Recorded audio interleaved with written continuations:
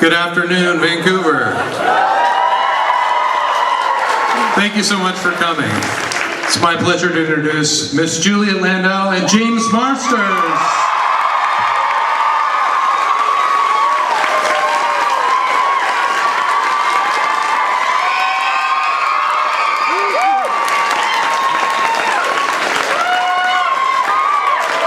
Hey, beautiful freaks.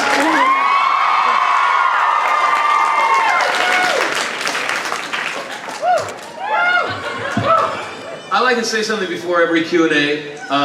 This is just for me. You guys got to be polite to Juliet. But for me, try to embarrass me, I dare you.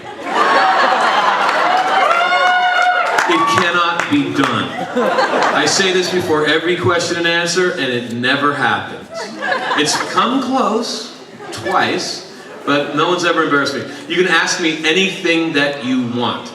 I will not necessarily answer every question, but you can try. Is that okay? But don't do that to Juliet. She's a lady. I embarrass easy. There we go.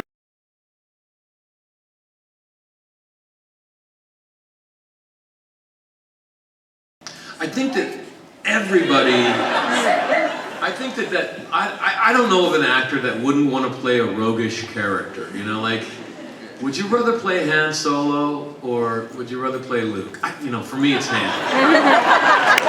So, nothing against Mark Hamill, but it's a fun character to play the guy, it's kind of roguish. So, in all honesty, I came down to Los Angeles to work. I came down to whore myself out. I was a dad for the first time, right? And I was watching my son get wiped off on the birthing table, and this voice came to me and said, "Go to Los Angeles. Do not be poor if you can help it," right? So I didn't care. I came down to LA. I'd already done theater. I'd already proved myself to myself as an actor, blah, blah, blah. And I came down to make money. And I was going to be Alf's sidekick if I had to. I didn't care at all. Like Urkel? I'll do Urkel. I don't care. Wait a minute, right? And the only thing I had on my reel was a couple of nerd roles that I did for Northern Exposure. And so I was going to be the nerd. I was like, you keep getting casted what they cast you as, so I'm a nerd, fine, pay me. And then I met Joss Whedon. And he put me in a disposable, I was only supposed to be your boy toy until you tired of me. And I was supposed to be in for 5 episodes. So anyway, I lucked into Rogue, and I get cast that way, and I think that any actor would love to be in that position, but it's really just because I met Joss.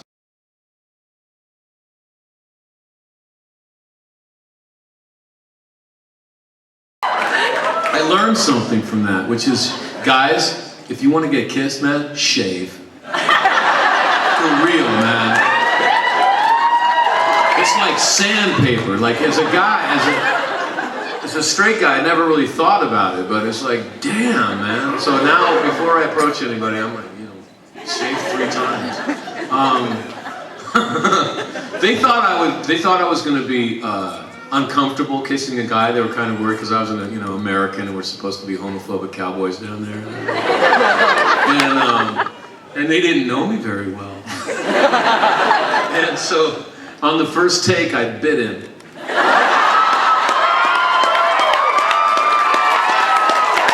I didn't mean to, but he rears back. He's like, "Dude, you bit me." And I'm like, "I haven't seen you for 300 years, man. Come here."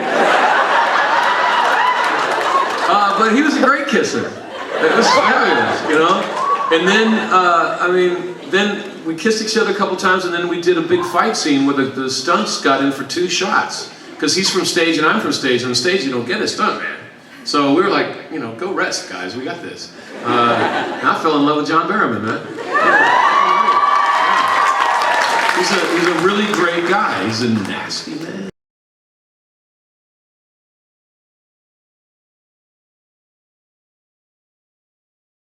I damn well hope so. Jack Kennedy is a great producer, and he doesn't take any crap from his actors at all. But he's got a great sense of humor. I love that cast. Toronto is almost as cool as Vancouver. No, Toronto was an I'm awesome from the town. East Coast, don't worry about it. Toronto is like the town that Chicago wishes it was. I would go back on there in a heartbeat. I thought the character was getting really interesting. Jack was directing the last episode that I was in, and at the final scene he was shouting, "Spin off! Spin off!" And I was like, "Yeah, baby, do it." You know, that's a nice thing to hear. You never know what's going to happen, but I hope to be back. Yeah, definitely. I would come back. Yeah.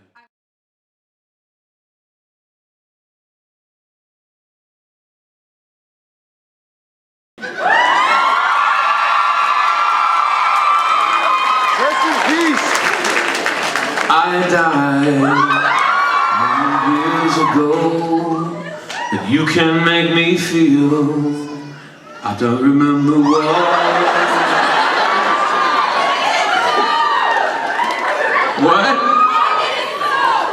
Like it isn't so. Rape me!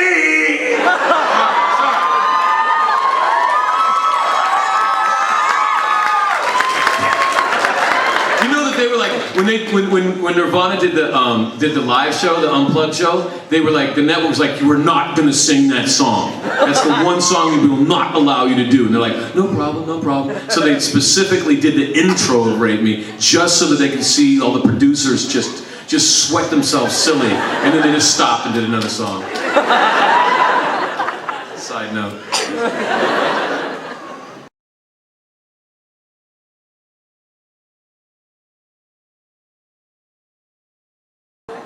How was it working with Sarah? Oh, it was wonderful working with Sarah. I mean, I had a great time working with her. Of course, I used a cattle prod on that particular episode that I remember, but it was a blast working with her. Sarah made me jealous of her ability to memorize lines. Right? She came from daytime drama, in which you do like an hour of material every day. So she would be able. Drove me crazy because I was from stage, right? Both Julie and I are from stage, and we like memorize our lines the night before and get ready for the scene and everything. And she would like literally look at her lines from her trailer to the set, and she would have them down. She's like, no, okay, got it. I hate you. But she was fabulous. Yeah, she was very professional. Always on time, always knew her lines, always on her mark, always ready to go. And she was short. She was so short. She made me look like a monster. Like, when I first started doing conventions, people were like, you look like Spike, but shorter. Where is he? People thought I was like 6'4". Yeah, I loved her. She was fabulous.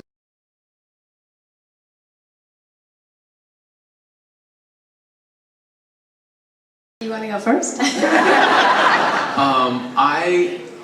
I remember thinking, wow, this is an actor. Like, I had come down to Los Angeles not expecting to meet an actor. I just expected to meet a lot of people that wanted to be stars, and there's kind of a difference. And did we rehearse before we went in? No, we didn't at all. It just was, sort of off. And we just started playing in front of the producers, and it was. There's a sense when you're with another actor. There's a sense of tennis where I throw the ball to you and you throw it back at me, and I might throw it at you like kindly, and you don't take it so well, and bam, smack me back in the face with the ball, and I say, well, fine, and I throw it back, and there's like a subtle little back and forth that happens, and we were doing that, and I was like, man, this is fun.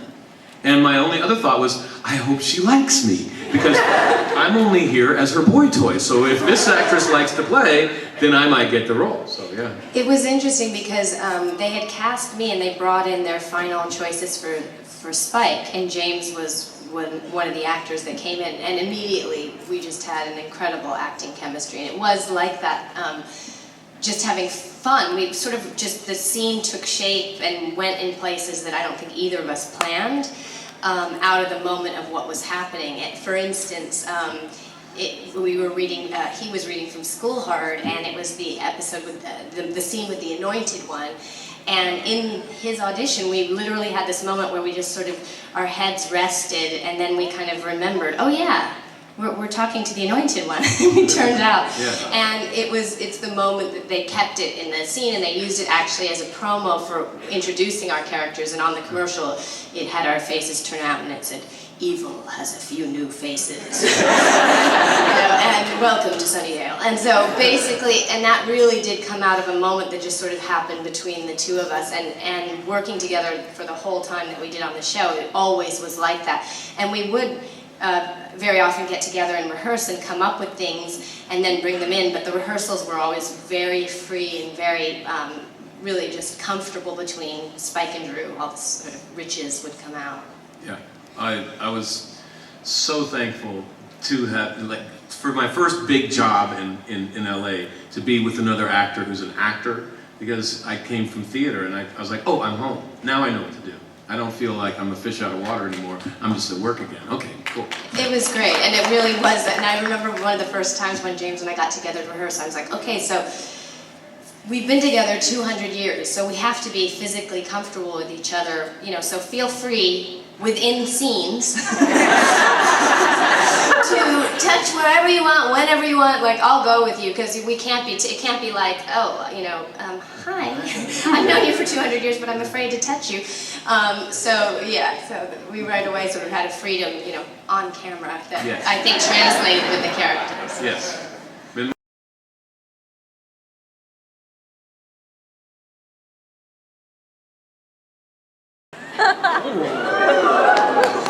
Can't we do both? Yeah, really. No, I'm presenting this as an option. Probably yes, but if you had to pick And it could be any Shakespeare? any Shakespeare at Joss's house.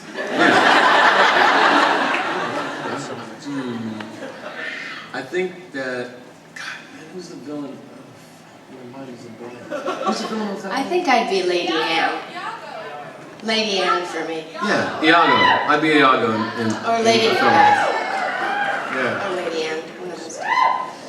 I'd do Lady Anne.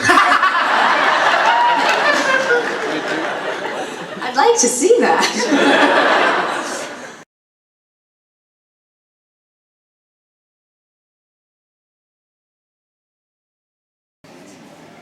It's hard for me to pick a scene, but I do have 3 favorite episodes.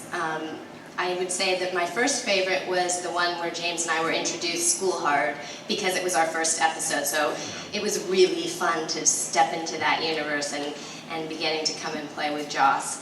And then I would say an episode called Surprise, where my character gets strong, and because I felt like Drew really got to spread her wings. And then on Angel, I would say Reunion, which was this episode where Julie and I teamed up, Darla, and ate all the lawyers.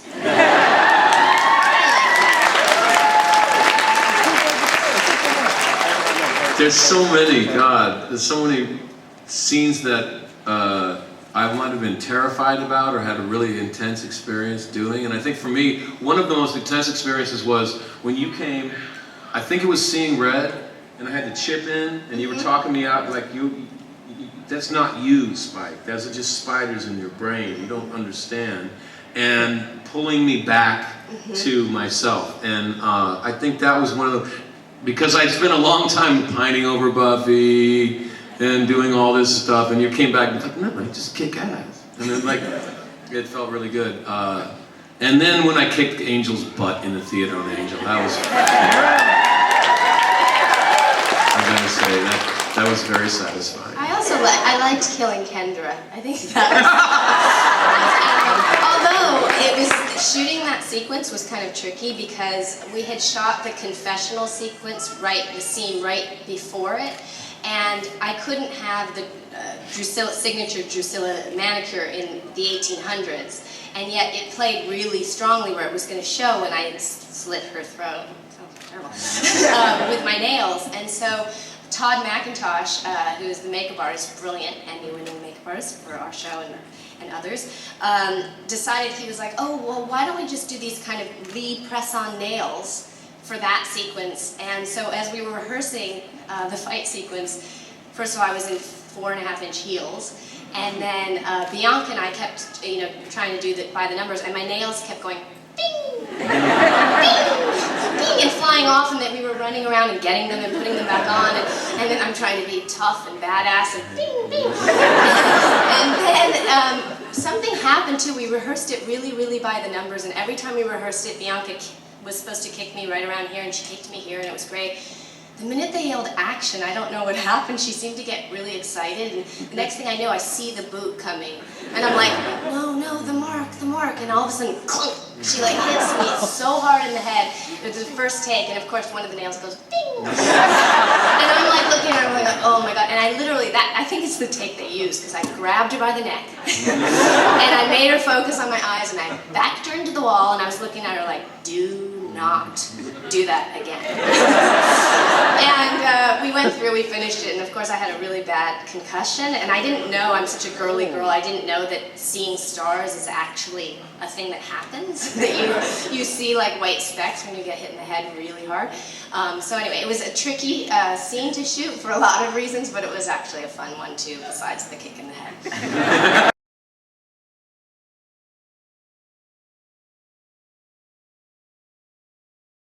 How did you hear that story? Let's hear it. A little bird called my husband. All right, this is embarrassing. When I was doing Ed Wood, I had been cast, and Tim does a lot of hair and makeup tests because, as you know, his movies are very visual, and he wants to get the look exactly right. And so when I went for my first hair and makeup test, I came in, the producer was there, Denise Denovi, and she was like, oh my god, Tim loved your audition so much, he made me watch it 10 times. And I was like, oh, that's good, and I went in, and I went into hair and makeup, and at that time, they ended up doing a wig, but they wanted to see if they could get my hair really short and curly. And so I had not a stitch of makeup on, I had very dark circles under my eyes, I was very tired. I literally, they put my hair back like I looked bald. It was, and they used these pin curls all around my head, and they used these weird pins that each pin had these, they almost look like little pins sticking up with multicolored balls on the top of them, and they were all like fuchsia, bright green, bright purple, bright blue. So I look bald with like these balls sticking up from my head, right? Pale, no makeup. I go back to my trailer, and the only thing they have in there, and the wardrobe hasn't come yet, is this robe that was huge. So it's like a man-sized robe. So I look like dwarfed. It's like this big, and it is fuchsia. I mean, just the brightest color. I don't know what man would wear that robe, but it was like this fuchsia. So I'm standing there. I don't think that in my life I have ever looked so horrendous. And I opened my trailer door because I realized I'd left something in the makeup trailer. And standing right next to my trailer door is Johnny. And he's like, got his hair looks really cool, it's like hanging over, and he's smoking a cigarette with a friend, and he looks up and he's like, hey, you must be Juliet. And I'm thinking, can I say no? And I'm literally like, looking across the room, and I'm like, okay, like 5 miles away are my sunglasses. Even if I stick sunglasses on, I still look bald. With balls, multicolored balls all over my head. So we have this whole conversation where I literally turn beet red, and I'm like, yeah, hey Juliet, it's really nice to meet you, Johnny. And I close the door, and I'm talking to myself. I'm like, you know, he went out with Winona Ryder. He understands fair skin and dark circles under the eyes. He's worked with Tim Burton. He's had fair skin and dark circles under the eyes. And I'm just like, oh my god. And then it was really funny because I get all dolled up, they do the whole thing, they do the hair, the makeup, I'm in the 50s, dress, and I come out, and he and his friend are now near the area where we're doing this sort of screen test where they're going to shoot the stuff to look at how it looks on film. And he's smoking again, and he looks up and he goes, Juliet? I was like, yeah, makeup does a lot. So anyway, that's my Johnny story, but I don't usually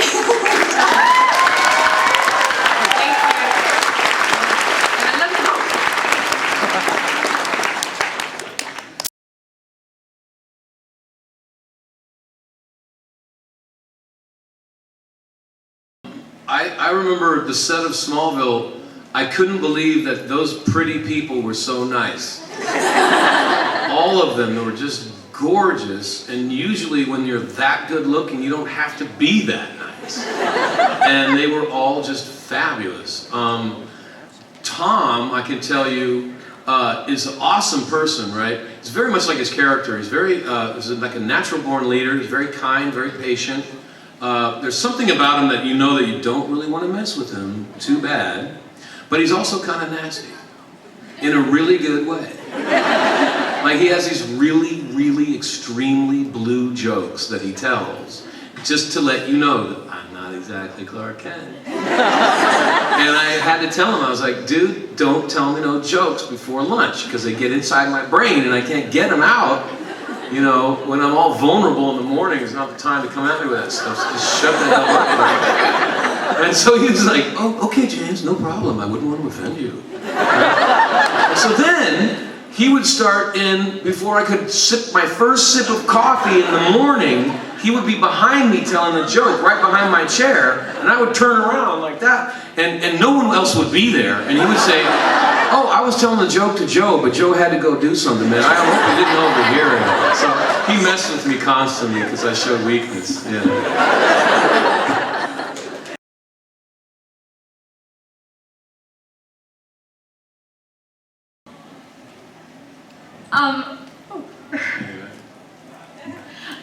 My question is for Juliet, and I wanted to know if it was difficult for you to get into the mindset of Druscilla, like how insane she was. What's funny about it is when I was shooting Drew, I used to always say to Joss, I'd be like, you know, everybody says Drew's crazy, but she's not crazy, she's just a little touched. And he would say to me, yes. And it shows that you think that when you're playing the character. The weird thing is that when I see it now, like I'll be somewhere in the world and literally it'll be on at the gym or something where, you know, I'm in London and wherever I am, and all of a sudden there'll be a sequence from it.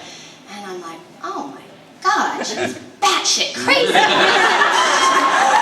But I think because I got inside the logic of the illogic for me, and the thing that was so brilliant about the writing is that everything was really rooted in all the stuff that had happened to Drew in terms of her history and her doublespeak.